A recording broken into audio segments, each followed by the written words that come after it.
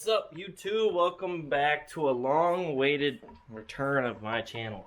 I've been super busy working at the dealership and haven't had any time to do side work, really, or make videos. But you're in luck, because I have a major job on this 2008 Ford Fusion that I will be bringing both my brothers to help me on to get this done. So we have a lot of work to do on this thing. Let's just start at the top. We're replacing all the spark plugs. We're replacing the water pump, which I thought was inside the engine, but apparently is not. We're replacing the timing chains. We're replacing the head gaskets, the exhaust manifold gaskets, the intake manifold gaskets, oil change, coolant flush, because he has oil in the coolant, meaning he has a blown head gasket. So, this is going to be... We're taking our time with it. I already told the customer, are you okay if we take like a week to do this job to get it done right? Make sure that we allow proper time for the timing cover to seat with some RTV. This is what we use at our dealership and it works great. You just gotta allow at least 8 hours, preferably 12 and up, for it to seat. So for the timing cover, when we get to that, we're gonna seal it and let it sit a lot. Now, I'll probably break this up into two parts, removal of everything and installation. I normally don't do an installation video after I remove it, but I will this time because it's a big job. Also because I haven't put out a lot of videos, and more videos for the channel won't hurt. So, I won't be working on it today because it's Sunday and we're going to go hang out with family. But we're going to try to do a little bit each day to knock this thing out slowly. So, you guys will see shortly. I will see y'all in, well, for you, 5 seconds. For me, a day or two. Peace out. Turns out I am going to work on it a little bit today, guys. So, first thing we did was we removed the battery. Mine are pretty gnarly, but it's okay. After the battery's removed, I'm going to remove the air box, which looks to be an 8mm bolt here, and some quick clamps here, just like that. Bam, bam, thank you, ma'am. And then you got to disconnect your MAF sensor here. That clip pops right on out. Same thing with the throttle body. Pop. And squeeze. Alright, and after we get this air box off, we're going to work on taking just the upper intake off. That way we can pre-soak some exhaust bolts for the coming days so we make sure they don't break. So, that's what we're going to do in a second. Alright, so there is 1, 2, 3, 4, 5, 6, 7, 8 8mm bolts holding the intake down. It's almost out. We also took off vacuum hose here, and you have this PCV hose here that you can get to before you lift it up. It's a little quick release, like that. I don't know if y'all saw any of that, but I think we're pretty much off, minus, I think, a fuel line on the throttle body. That's a fuel line. That's a coolant line. We got a few lines to disconnect, but we'll get them off, guys. It's not very hard to do. Alright, so we got this, I think this is an evap line here. And we also got this coolant line off the throttle body and put a bolt in the hose to block it. And then we took off 2 bolts for this EGR because it was not going to be able to come off without that. And we are ready to pull an intake. It's as simple as that, guys. Oh, well, there's one more hose we missed. As you can see, it's right there. You take that hose off, which looks like another coolant one. Right underneath my finger, there's another one. So we'll take that one off. Actually, keep pulling a little bit. Alright, the clamp's got to come out just a little bit. Can't do this with one hand, guys, but you get the point for that. This is already the intake off, and it took us maybe 10 minutes. And we've just gone ahead and unplugged some things and lifted some things out the way and blew everything down because there was a lot of junk in between the cylinder head and the lower intake. And we're going to try to soak the exhaust manifold at the back. I don't know if you're going to be able to see anything. Probably better than I'll be able to see, but we are getting there. I mean, this is pretty much where we're going for today, and tomorrow we'll hook the battery up and do a compression test on all the cylinders and get some numbers. That way we know we have a good engine before we put all this work into it. Alrighty, we are back. I had my brother go ahead and take the initiative to start on the exhaust manifold while I was gone. The hell, bro? So there's 2 nuts down here. One of them broke halfway, so it's still a little stud, but we're gonna have to figure that out. and that one's still there.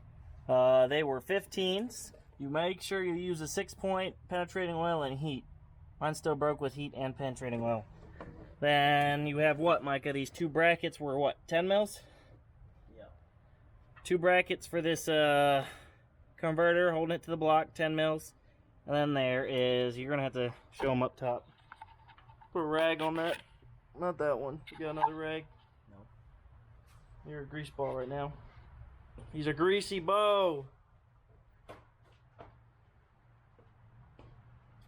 He says this is the worst thing ever. I'll let you explain that. Screen's dark. So there is 7 bolts on this thing. They're all studs with a nut. There's like 2 on the left. There's like 4 up top, I think. Probably be easier to show you on the manifold once we get it out. The bracket's gonna have to come off down But here. yeah, there's 7 in total. They might not come out. Sometimes the nut will just come off. Sometimes the whole thing will come out. So, But we'll show you the fix for that. yeah. Oh, note, drain your oil and take your oil filter off to get it out, guys, because you're not going to be able to get the manifold off with your oil filter in the way, especially that big frame the man's bought for it. Now, when we do get the cylinder head off, we're going to take these studs out and we're going to tap and die the threads in the block and the actual studs, because we don't have new ones and we're going to make them new. Make sure you get your downstream O2 sensor and upstream O2 sensor disconnected before pulling it out. Sorry about the music. I'm not turning it off right now. Now we're going to go on to the 4 nuts up top on the exhaust, and then we're going to do a compression test. So that's it for underneath. Alright, so we are taking a compression test here on cylinder. I don't know what cylinder that is, but yeah.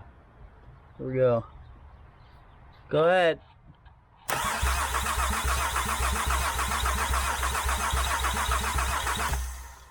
What?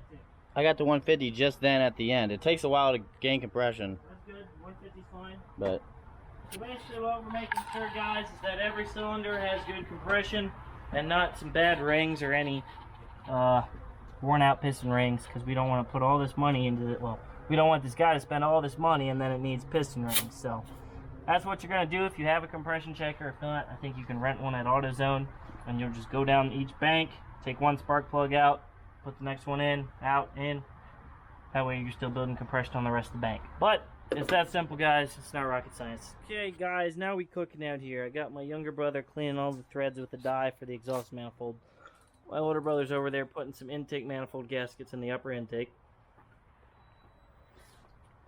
I just finished the compression test. So we had, across this bank, 150.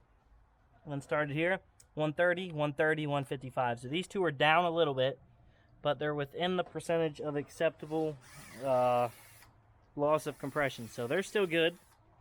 Now we're working on taking off valve covers. There's a bunch of 10 mil bolts. You just want in deep well, because a lot of them are deep wells for Christmas tree fasteners. And then a little mucus there, you know. And then you want to get a pry bar in here and separate the valve cover, or you can tap on the side a little bit, but there's no need for me to show you that. It's about to pop off, and then I'm going to do the same thing on the back. Okay, as you can see, guys, we got the valve covers off. They are not fun. Make sure you remember, Mark, the two might be still in the valve cover, the center ones. Make sure you remember these two in the middle. Those two that I forgot the first one, they're probably still in there. Make sure you remember these two in the middle, guys. There is 1, 2, 3, 4, 5, 6, 7, 8, 9, 10, 11, 12, 14 bolts, I believe, holding each valve cover on. The rear one's a real pain. You're going to have to take off the AC bracket so these lines move. There is a bracket holding on. I believe this is AC. This bracket here, it's an 8 mil. Then you're going to want a universal and a 10 millimeter deep to get the rest off. And we are getting all this off today. This is about our stopping point. We're going to soak the exhaust bolts on the back so we don't have anything breaking. But this thing was not properly maintained because there is some sludge buildup. So we're going to have to pressure wash. Not well, we could pressure wash these on the outside because the cams will be out and it'll just be cylinder heads. So when we get these cylinder heads out, we'll make sure to do a deep clean. But this is probably it for day one, if you want to call this day one of working on this thing. Tomorrow we'll probably, I'm thinking about taking out the lower intake and the fuel rail just to try to get all this wiring harness flipped over. You don't have to, but it's one less thing in your way, and I'm seriously contemplating it, guys. Also, this is not the one we watch. Okay, I know it's different. This one is actually dual overhead cams. I mean, dual actuators. No, it's not. That's just a gear. Whatever video we watched, guys, was not right about this. It's different. But, I'm not sweating it.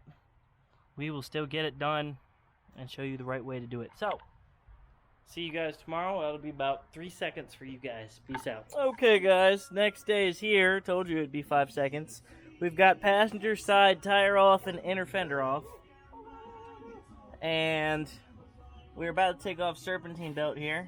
You got the tensioner right here, which looks to be 3/8. You can stick a 3/8 flex head in there, or 3/8 ratchet.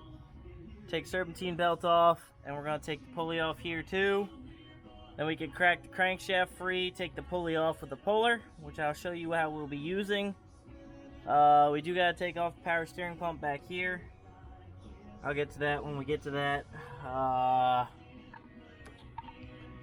That should be it, honestly. I don't think we got to take compressor off. That's at the front. Maybe that pulley there, the idler pulley. But, my brother's trying to work on this fat EGR line up here, which you may or may not be able to see. The one oh, screen went black, so I can't see. If you can see that, he's cracked it free. Oh, I need display on, sorry. So if you can see it wiggling, he's broke it free, but he's broke it free at the wrong spot, so he's not able to spin the big nut, which is a problem. So, while he's working on that, I'm going to take out the serpentine belt and the serpentine, the belt tensioner as well, and then get back to you guys about the power steering. I think it's 3 bolts, and I might take that out and let you know what size it was. I'll see you back. Alright, we got them both out, guys. The EGR is extremely tight. And wait, you got it out of that, but you're trying to separate them still? So he's trying to separate those 2 nuts off the EGR. Meanwhile, I got 2 idler pulleys off. I got 1 bolt out the power steering, and I'm going to zip off the motor mount right now, which are 15s. I have a block of wood supporting the engine down there, so we don't need to worry about anything, guys. I don't think there's been any unexpected. I mean, it's not fun. It's not a fun job, but it's a paying gig. Okay, guys, so we got the upper part of the motor mount off. It was 315s for those. And you take off the stupid 10 mil on the bracket. Oh well. Not my problem. I'll let them know, though.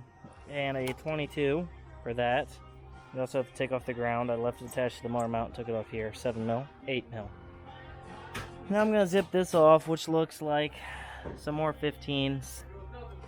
So, I'll be back real quick. Okie dokie, guys. So there's 3 bolts. 10 mil under his finger here, and 10 mil here. To get to this one, you have to take, what was this, 17? You have to take this 17 banjo bolt out right here. Otherwise, you're not going to be able to get even a 1/4 inch socket on it. You can tilt that. We're going to get new fluid anyways. Might as well just take the bolts out and do that. But now we got the motor mount out, unbolted, and we have the motor. Well, I guess it's time to do this. We've already broken free. What was the crankshaft pulley mark? 21. 21? Actually, no, sorry, 19. It was a 19, guys. I'll disconnect that sensor. So this was 19. We broke it free with an impact. Now we're going to remove it again, and we are going to pull off that pulley, and I'm going to show you how. All right, guys, so it was an 18. My brother screwed up the size. It was him! It was the cameraman. So I got a nice universal crankshaft pulley that works on a lot of cars, and I'll try to link that in the description for you guys. It's got 2 sets of jaws. So we got the standard size jaws on here, and it's got a rod. I put the smallest rod in there where the bolt goes, and then you thread this in, just like so. And now we're gonna impact this sucker. I don't know if this is 18 or not, but shoot, it's 19. Can you grab me a 19, sir? Beautiful. All right, here you go. You can go on the other side. So, with the impact on our lowest setting, which is still ridiculous,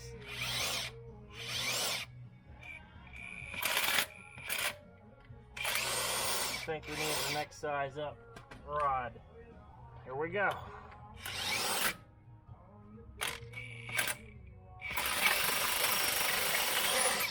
It's as simple as that, guys. A tool that costs $40 and takes 2 seconds to remove is well worth it. Now you can see it in action. Whee! Without further ado, guys, we'll rotate it to top dead center and show you the marks you will be looking for. Until then, we'll see you next time. It's close enough. Alright, guys, so we're about to take the front cover off to set timing because I think the timing marks are behind it. So, there was 2 13s here. I think there are 17 bolts total, if we got it correct. And then there's a bunch of 10s, 1, 2, 3, 4. We have this thing jacked up to get to some of the other ones. Oh man, this thing's not on the engine well. That's why it's the block slid. You got one more? Another one underneath the motor mount. Oh, sneaky one. Make sure you get that one, guys, underneath the motor mount. Right there. And there was one below that too. There was 2 below the motor mount. And there's still a 15 at the back. Make sure you get the very corners of the case, guys. Double, triple check, because you don't want to pry on a cover that still has a bolt. Ask me about it. We know yesterday the valve covers had 2 bolts and it wouldn't come off. Alright, so we'll tune back in once we get this cover off, guys, and show you exactly how many bolts there is. Okay, guys, news flash. The alternator... The little hole?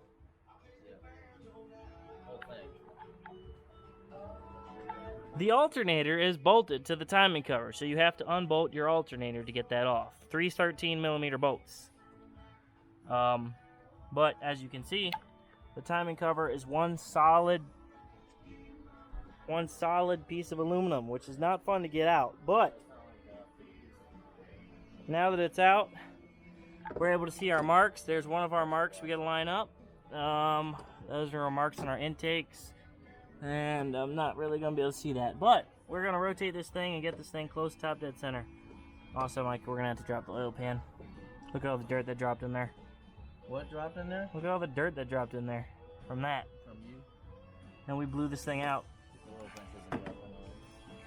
Alright, guys, upon speculation and research, so your mark here, this is your number 1 cylinder at the back, closest to passenger. So this is where you're going to use your top dead center reference. Nothing over here, over here. So this one's at top dead center. Your line lines up directly with your cam caps, which it does. You'll also have a dot over here on the side pointing at about 9 o'clock. And you also have your mark at the crank there. We are skipped timing 1 whole chain link, as you can see, where they put the chain on wrong. The colored link is 1 off. But that does not matter. We are at top dead center. And we are going to have to find a way to lock these camshafts in place. We're going to try some vice grips on the middle of these right here on all 4 cams, if possible. Although I know just mark a line across the cap. Yeah, for real. We are probably going to just put some reference marks on these suckers so we can hold them in place. And we won't have to lock them in place now, but when we put the chains back on, we'll be able to rotate them where they're supposed to be and then throw the chains on. It's a little tweaking with that stuff. But without further ado, we're going to clean up, and I'll probably clean this pan, and we're done for the day, guys. We're tired, we're dirty, it's late, we're hungry. Yeah, see, a Sharpie will work just fine. Mark the other intake. Well, you got to mark all 4 of them. Don't worry about that. Mark another one of that. Peace out. See you about 5 seconds tomorrow, guys. Alright, so from all the information that I've heard about this, guys, we have this at top dead center, which is about 11 o'clock on the crank. And then you got this dot here, which should be right just about level with the cylinder head. And then you have this mark right here on the exhaust. That should be just about, I think I'm just past 11 o'clock. I'm like 11:30 because this timing mark is supposed to be at the 12. So 9 and 12. And then to get that chain off, we got to rotate this to 3 o'clock on the crankshaft. And that would put, trying to see where the marks are at. I can't remember where the marks are supposed to be for this one, but all I remember is 11 and 3. So 11 for this one, which is the second one you take off, and 3 o'clock for that one. So I'm going to rotate it to 3 o'clock, and that will make it so I can take this chain off, and I'll just take off the crankshaft bolt and then that tensioner down there. And I will try to get you guys some references for what I'm talking about to confirm, but I've had the customer even talking to Ford, and they don't want to give up any information either. I'm like, whatever, you guys suck. So, let me get this started. You're making too much noise for my video. Alright guys, so I've rotated it to 3 o'clock, or I should say, it's at 4 o'clock because the timing has jumped on this engine. We just made sure that the intake dot is at 12 and the exhaust dot is at 9, flush with the cylinder head. So, as long as you do that, you'll be fine. But you got two 10mm on this tensioner.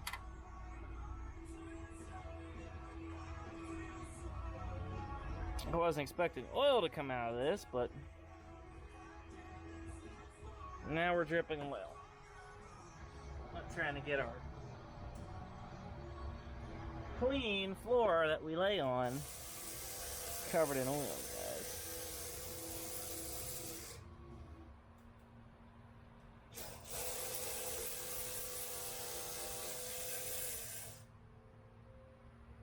So all this is so you can have them in the neutral position, they like to call it. The neutral position is what prevents these suckers from bouncing around everywhere. So, now that that's off, you can see we got all the slack in the world we need. There it is. For the guide, I see one 10mm right here. You get the point for this one, and then I'm going to rotate the engine counterclockwise back to 9 o'clock on the intake and 12 on the exhaust to take the other chain off. Because once this is off, these camshafts won't rotate because this chain will be off. Make sense? Cool. Okay guys, and just like that, it's not rocket science. It is a part. I'll show you here. You had both tensioners. Everything's 10mm. You have 1, 2, 3, 4, 5 bolts on that side to remove, including the tensioner, and this is just a pin that slides over. Same with the other side. This side you have 1, 2, 3, 4, 5, 6. 6 bolts on both sides. They pull out. I went ahead and cut the water pump bolt. The water pump belt right here, because it's a stretch belt. You're supposed to replace it. I don't have one yet, but I did not want to replace the water pump and move the actuators, because I can move this by hand. So there's 3 bolts for your water pump. 1, 2. Actually, there's more than 3. What? What was that? Was what? Sensor? Take the sensor out. What was that one? Take both sensors out. Just make sure you. Oh, are you? Oh man, you. Oh man. Anyways, excuse him. Now that that is done, I obviously can't take this cylinder head off until I get the head bolts out. And I can't get the head bolts out until I remove these camshaft caps. So, I'm putting a Sharpie, and I'm going to put 1, 2, 3, 4 with an arrow pointing in the front on all of these, because I'm not having us screw this up. It's a really quick and easy way to do it, and then we'll pull each camshaft out, and be careful. Now we can get to the head bolts, guys. Sorry about all the noise, guys. We've already removed all the caps on here, numbered them, and they are like dowel fit, so you'll have to tap on them with a hammer. This one, you're supposed to have a pulley puller to pull this thing off, or there's two bolts here and here. I just took them off. Now I'm going to tap on this, and it should come off.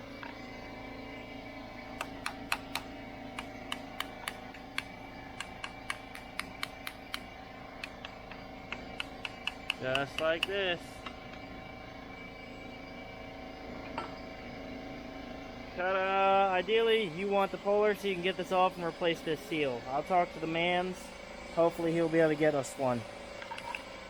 Alright, and with that off, guys, we are going to take off the water pump. We got 1, 2, 3, 4, 5, 6, 7. I think we got 8 8mm bolts holding it on. So we're going to zip that off real quick and replace that while we're here. And then we're going to pull out all these head bolts, which you want to break free first by hand. Be careful, you guys do have push rods and rocker arms that you got to take off, and you want to put back on in the same place. So have a piece of cardboard or something, stay organized. With that off, or everything unbolted, give it a few whacks. Ta-da! Make sure you got a drain bucket, guys, because I don't know about you, no one wants to lay in coolant, but there it is. Old water pump's off. We'll clean that surface good, put a new gasket on, and seal it up. Ta-da, bada bing, bada boom. Okay, guys, so I got the cylinder head pretty much all the way off. They are 8 13mm bolts. But newsflash, oh, we also got the water pump on. I don't remember if I told you that. I didn't bolt it to the head, though. You have to take this off. So, we've gone ahead and removed all the 8mm bolts on this entire assembly. Just like so. Now, oh yeah, look at that goodness. Don't matter if we get crap in the engine anyways, we're about to tear it down to the cylinder heads. So, I'm going to take this off, show you what it looks like, guys, and get to the good stuff. So, guys, we got the head off. We had to take some more stuff off. There's this coolant pipe, connects the two heads that you're going to have to come out. But, you have a bunch of coolant lines to take off first. We took off the water pump assembly, this hose here, this hose here, 1, 2, 3 more hoses. There's a lot of hoses. And as you can see, obviously we got a bunch of dirt here we're going to blow off and drop in the oil pan and drop that and clean that. So we're going to absorb the coolant, blow all this off, clean the surface of the deck, clean the pistons off a little bit, new head gasket. My brother's cleaning the cylinder head up because we're going to put this one together before we take that one off. So we got to get busy. It's starting to get bad weather out here. I probably won't even record the next head. I'll show you it when it's off, but after I've taken one off, well, who really cares about the second one? But our goal is to get everything off, oil pan and everything, and reseal everything today. So we got to stay cracking. Look at it, guys, it's making me cry.